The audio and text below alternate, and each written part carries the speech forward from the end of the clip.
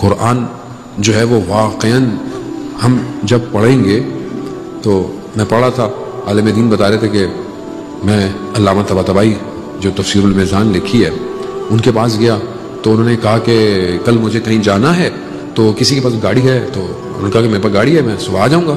کہتا ہے میں جب صبح پہنچا ان کو لینے کے لیے تو گاڑی میں بیٹھنے لگے، تو انہوں نے کہا کہ مجھے اجازت دیں، مجھے ایک جز ایک پارہ پڑھنا ہے، کیونکہ میں روز ایک پارہ پڑھتا ہوں تو میں کل پڑھ نہیں پایا، تو میں گاڑی میں پہلے ایک پارہ پڑھ لوں پھر آپ سے بات شروع کروں گا۔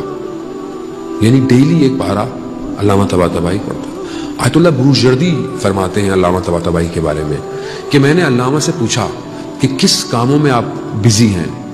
کہا والدہ خواب میں آئی تھی اور انہوں نے کہا کہ قرآن، وہاں جو دوسری دنیا ہے وہاں بازار لگا ہوا ہے اور وہاں قرآن کی بڑی قیمت ہے، تو وہاں جو بازار ہے وہی چیز لے کے جانی ہے۔ تو کہا میں قرآن پڑھ رہا ہوں۔ یہی وجہ آپ جو تفسیر المیزان اگر آپ کے نظروں سے گزری ہو، تفسیر المیزان میں کیا ہے؟ ایک آیت کی تفسیر دوسری آیت کی تفسیر کے ساتھ ہے، یعنی ایک آیت کے ساتھ دوسری آیتیں کنیکٹڈ ہیں۔ کیوں کنیکٹڈ ہے؟ کیونکہ علامہ طباطبائی اتنا قرآن میں انسیت رکھتے تھے کہ آیت کا جواب آیت سے دیتے تھے۔ قرآن ایسی ہے، قرآن بار بار ہمیں کہہ بھی یہی رہا ہے کہ دیکھو پڑھو، عمل کرو۔